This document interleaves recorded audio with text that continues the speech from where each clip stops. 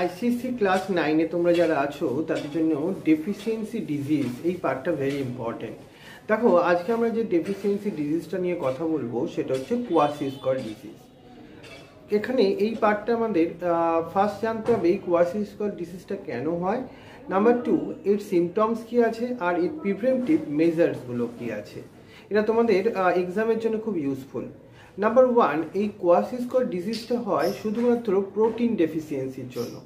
কেউ যদি sufficient protein take up না করে তাদের তুমি দেখবে এই ডিজিজটা হতে, মানে প্রোটিন ডেফিসিয়েন্সি ডিজিজ। কার্বোহাইড্রেট বলছি না কিন্তু এখানে, কি বলছি এখানে, প্রোটিন ডেফিসিয়েন্সি ডিজিজ।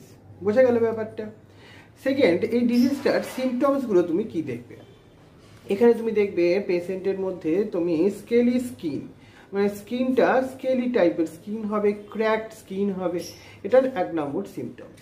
আর তুমি কি সিমটমস দেখবে, তুমি এদের মধ্যে বডির কিছু পার্ট সোয়েল আপ হতে দেখতে পারো। বডির কিছু part Soyel up, retention of ওয়াটারের জন্য এটা হয়। আর এছাড়া তুমি যদি দেখো এদের মধ্যে বেলি পার্টটা প্রোটিটিউডস আউট, এটা একটু ওভার প্রোটিটিউডস আউট দেখবে। এছাড়া তুমি মেন্টাল রিটার্ডেশন দেখবে, কারণ এদের ক্ষেত্রে তোমার যে ব্রেনের ডেভেলপমেন্ট সেটা সাফিসিয়েন্ট হয় না, সেই জন্য mental retardation is one of the most important একটা কজ। এটা একটু মাথায় রাখতে হবে। আর কি হতে পারে, আর এদের মধ্যে ইনফেকশন হওয়ার চান্স না একটু বেড়ে যায়, মানে ডিফারেন্ট টাইপ অফ ইনফেকশন এদের একটু বেশি হয়।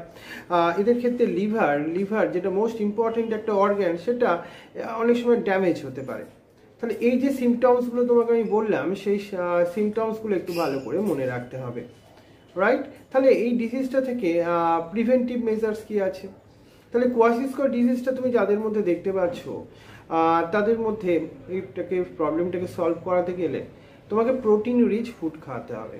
তুমি বললে প্রোটিন রিচ ফুড মানে কি, প্রোটিন রিচ ফুড মানে সেটা সোয়াবিন হতে পারে, এগস হতে পারে, এই ধরনের ফুডগুলো তোমাকে প্রোভাইড করতে হবে।